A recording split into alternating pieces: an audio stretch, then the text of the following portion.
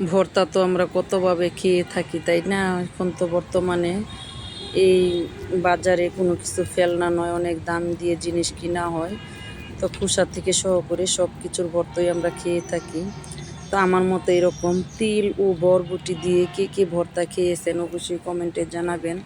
এটা এতটা সুস্বাদু একটি খাবার, চলেন গিয়ে দেখি এত লোভনীয় ভর্তাটা তৈরি করতে কি কি উপকরণ লাগছে। আসসালামু আলাইকুম, সবাই কেমন আছেন? দেশ ও দেশের বাহিরে যে যেখান থেকে আমার ভিডিওটা দেখছেন সবাইকে জানাই ভর্তার লাভার চ্যানেলে স্বাগতম। তো এখানে দেখেন আমি 250 গ্রাম বরবটি নিয়েছি পরিমাণ মতো তিল। তো তিলগুলো দেখেন একটু কালো টাইপের, তো আমি এগুলো একটু হাত দিয়ে ডলে চেষ্টা করব একটু সাদা বানানোর জন্য। তো এটা করার সময় অবশ্যই আপনাদের সাথে শেয়ার করব। এগুলো এখন আমি কেটে কুটে গুছিয়ে নিতেছি। তো আমি কিন্তু বরবটি আগামাথা ফেলে দিয়ে তারপর এখন একটা কেচির সাহায্যে ছোট ছোট পিস করে নিতেছি। এটা যেহেতু ভর্তা তৈরি হবে, এটা আপনাদের ইচ্ছে মতো বড় ছোট যা ইচ্ছে করে নিতে পারেন, তাতে কোনো সমস্যা নেই। তো আমি সবগুলো বরবটি ভর্তা তৈরি করব, যেহেতু আমার ভর্তার লাভার চ্যানেল। ভর্তা আমার কাছে খেতে ভালোই লাগে, খারাপ লাগে না। সেজন্য আমি যে শুধু স্যাম্পল ভর্তা তৈরি করব এরকম না, খাবারের জন্য ভালো করে তৈরি করি। আর পরিবারের সবাই খেয়ে কিন্তু মাশাআল্লাহ অনেকটা তৃপ্তি পায়, সবাই খুশি এই ভর্তা খেয়ে। সেজন্য কিন্তু আমি ভর্তাটা বেশ বানিয়ে থাকি, সবাই খেয়ে অনেকটা তৃপ্তি পায়। গরম ভাতের সাথে তো এরকম একটা ভর্তা হলে একদমই জমে যায়, কি বলবো আপনাদের। আর সেটা যদি হয় তিল দিয়ে বানানো এরকম বরবটির ভর্তা, তাহলে তো সুস্বাদু গ্রান স্বাদ অনেকটা লোভনীয় হয়ে যায়। এই ভর্তাটার গ্রানেই আপনি 2 প্লেট ভাত খেয়ে নিতে পারবেন অনায়াসে, এতটা সুস্বাদু হয়, এত সুন্দর একটা গ্রান এবং স্মেল আসে। তো দেখেন আমি বরবটিগুলো কিন্তু অফ ক্যামেরায় কেটে নিয়ে এসেছি বাকিগুলো।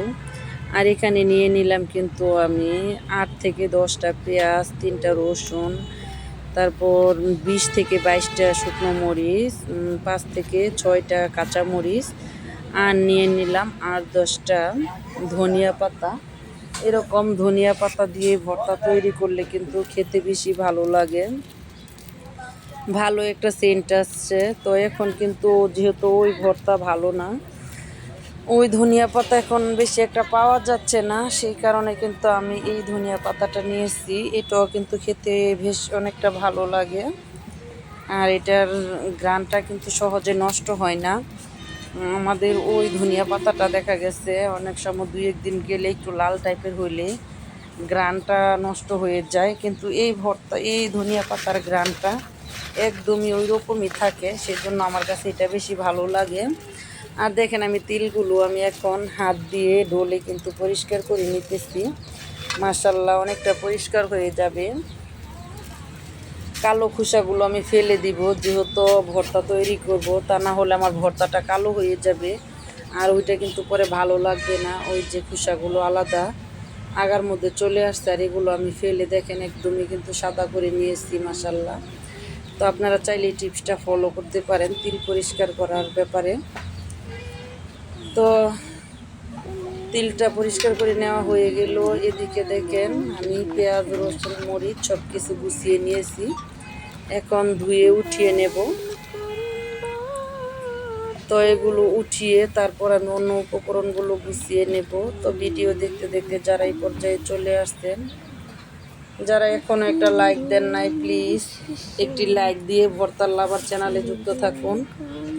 আর যারা নতুন আপু ভাইয়ারা আছেন দেশ ও দেশের বাহিরে আমার ভিডিও দেখছেন, প্লিজ আমার আইডিটা সাবস্ক্রাইব করার অনুরোধ রইল, পাশে থাকা বেল আইকনটা অন করে দিবেন। এতে করে আমি যখনই আপনাদের মাঝে ভিডিও ছাড়বো, আপনাদের সময় করে নোটিফিকেশন চলে গেলে কিন্তু আমার ভিডিওটা দেখে দিতে পারেন। আপনাদের সাপোর্টে কিন্তু, আপনাদের একটি লাইকে কিন্তু আমার আরও নিত্য নতুন ভিডিও বানানোর আগ্রহ এবং মোটিভেট হই। সেজন্য কিন্তু অবশ্যই আপনারা আমাকে সাপোর্ট করবেন। তো বরবটিগুলো কিন্তু আমি ভালো করে 1 থেকে 2 বার ধুয়ে নিব।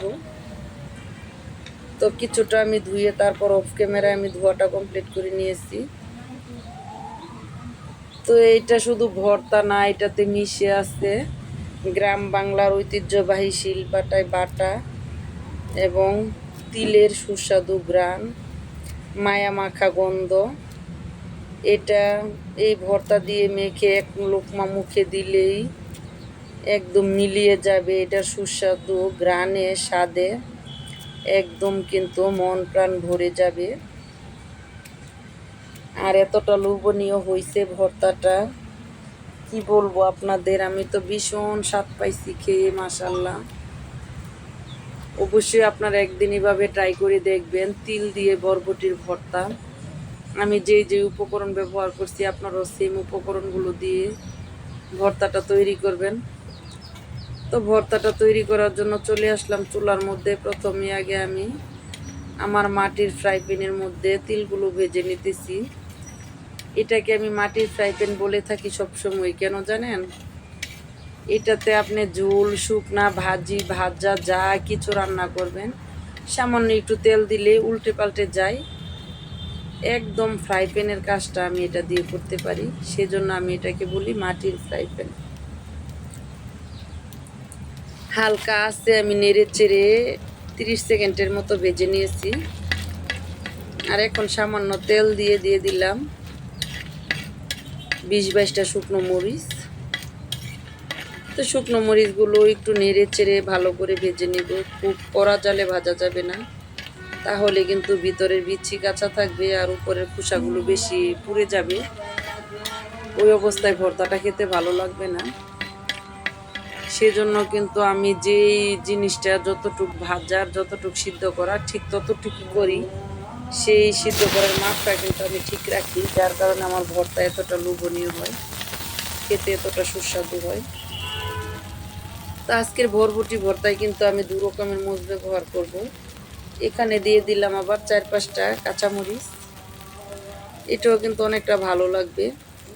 আর দিয়ে দিলাম 3টা রসুনের কোয়া। তো এগুলো আমি হালকা আছে কিন্তু ভালো করে ভেজে নিব, যেন সব কিছু সিদ্ধ হয়ে যায়, তাহলে কিন্তু অনেকটা ভালো লাগবে। আর এখানে দেখেন খুব সুন্দর করে চুলার জালটা কিন্তু একই আছে। মাশাআল্লাহ, আমার এই চুলাটায় রান্না করতে অনেকটা ভালো লাগে, খুব সুন্দর করে জাল ধরে। আর এখন এগুলো নেড়ে চেড়ে দিয়ে দিলাম আর একটু পেঁয়াজ কুচি অ্যাড করে। তো এই পর্যায়ে হালকা ব্রাউন কালার হয়েছে আমার, পেঁয়াজগুলো কসমস থাকবে, আমি আর কালার করতে যাব না, তাহলে কিন্তু ভর্তা ভালো লাগবে না। যে কোনো ভর্তার মধ্যে যদি আপনি বেশি ভেজে নেন পেঁয়াজ মরিচ, তাহলে ভর্তার যে খাঁটি স্মেল, গ্রানটা এটা নষ্ট হয়ে যায়। তো আমি এখন বরবটিগুলো তেলের মধ্যে ভেজে নিব ঢাকনা দিয়ে ঢেকে ঢেকে। এটাতে আমি কোনো প্রকারের পানি ব্যবহার করব না। আর আমি বরবটিগুলো কিন্তু এরকম সবুজই রাখার চেষ্টা করব, ওভার সিদ্ধ করব না, যেন সবজির কালারটা নষ্ট হয়ে যায়। সেজন্য আমি এইভাবেই সিদ্ধ করব। আপনারাও লক্ষ্য রাখবেন, যে কোনো সবজি ওই যদি পরিমাণ থেকে বেশি পানি দিয়ে অনেকক্ষণ সিদ্ধ করা হয়, ওইটা ভর্তা হোক কিংবা সবজি রান্না হোক, খেতে তেমন ভালো লাগে না, আর কালারটাও কিন্তু নষ্ট হয়ে যায়। আমার ভর্তার কালারটা কিন্তু একদমই এরকম সুন্দর একটা কালার থাকবে। তো আমি কিন্তু 2-3 মিনিট পর পর নেড়ে ছেড়ে দিতেছি। চুলার আঁচ আমি মিডিয়াম টু লো রাখছি। দেখেন কিছু মিটি করে জ্বলতেছে, খুব বেশিও না খুব কমও না। কম হলে এটা থেকে পানি উঠে যাবে, অনেক বেশি হলে এটা পুড়ে যাবে, সিদ্ধ হবে না। সেই জন্য কিন্তু আমার এরকম মৃদু আছে কিন্তু আমার রান্নাটা করে নিতে হবে। আর কে কে এরকম ভর্তা খেতে পছন্দ করেন, আমার মতো ভর্তার লাভার, অবশ্যই কমেন্টে জানাবেন। তো ভেজে চলে আসলাম শিলপাটায়। এখন আমি তিলগুলো আগে বেটে নিব। তো তিলগুলো আমি ফ্রেশ করে বেটে তারপর একটু উঠিয়ে এই পাটার মধ্যেই আমি বরবটি বেটে নিব, যেন তিলের ঘ্রাণ এবং তিলগুলো বরবটির মধ্যে মিশে যায়, সেই জন্য এই কাজটা করব। তো তিলটা আমি হালকা উঠিয়ে তারপর এখন কিন্তু আমি বরবটিগুলো বেটে নিতেছি। আমি আপনারা বলতে পারেন যে আগে মরিচ বেটে ভর্তা তৈরি করে, আমি কিন্তু আজকে ভর্তাটা হাতে টিপে করব। তো ব্লেন্ডার থাকলে আপনারা কিন্তু ব্লেন্ডারে বরবটি ও তিলটা ঘুরিয়ে নিতে পারতেন মিক্সিতে। তো আমার তো আর ব্লেন্ডার নেই, সেজন্য আমি শিলপাটায় বেটে নিব। হাতে টিপে করলে এতটা ফ্রেশ হবে না, সেজন্য আর মরিচ পেঁয়াজগুলো হাতে মাখিয়ে ভর্তাতে মিশালে খেতে বেশি ভালো লাগে, তাই আমি পাটায় বাটতে আসি নাই। আমি যেই সিস্টেমে ভর্তাটা তৈরি করি সেম সিস্টেমে আপনারাও ট্রাই করে দেখবেন, খেতে অনেকটা লোভনীয় হয়। দেখেন এরকম একটা ভর্তা হলে সত্যিই কিন্তু গরম ভাতের সাথে আর কিছুই লাগে না। আর এই ভর্তাটা আপনি যাকে খাওয়াবেন সেই কিন্তু আপনার প্রশংসা করতে থাকবে, আরও বলবে যে এরকম ভর্তা বানিয়ে আরও আমাদেরকে খাইয়ে যাবে। আর ভর্তার নাম শুনলেই কিন্তু জিভে জল এসে পড়ে। তো আমি দেখেন এখানে কিন্তু ভেজে রাখা রসুনের কোয়া, পেঁয়াজ, কাঁচামরিচ, তারপর কুচি করা ধনিয়া পাতা, কুচি করা পেঁয়াজ আর আস্ত শুকনো মরিচ সব একসাথে ভালো করে মিক্স করে নিতেছি। আমি কিন্তু খাবারের পরে ভয়েস দিই, তারপর ওই রকম ভর্তা দেখলে আমার জিভে পানি উঠে পড়ে, এতটা সুস্বাদু হয় আমার হাতের ভর্তা। তো আমি এখন এই পর্যায়ে এসে কিন্তু পরিমাণ মতো সরিষার তেল দিয়ে দিব। তো আমি যেই কড়াইয়ের মধ্যে বরবটিগুলো ভেজে নিয়েছি সেইটাতেই কিন্তু ভর্তাটা তৈরি করতেছি, আলাদা বাটি আর লাগলো না।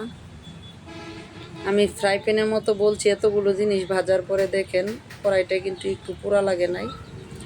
তো ওই পাশে বরবটি আর ওই পাশে কিন্তু তিলটা বেটে নিয়েছি, বাটা তিল। আর এই পর্যায়ে এসে সরিষার তেল দিয়ে দিলাম, সামান্য আর একটু কাঁচা পেঁয়াজ আর ধনিয়া পাতা দিয়ে দিলাম। এখন এগুলো ভালো করে হাত দিয়ে চটকে আমি মিশিয়ে নিব এই যে তিলটা। তো আমি একসাথে এখন ভালো করে মিক্স করে নিব। আজকে আমার ভিডিওটা একটু বড় হয়ে গেছে, প্লিজ কিছু মনে করবেন না। তো আজকের মতো বিদায় নিলাম, সবাই ভালো থাকবেন, সুস্থ থাকবেন, ভর্তার লাভার চ্যানেলে যুক্ত থাকবেন। সেই পর্যন্ত আল্লাহ হাফেজ।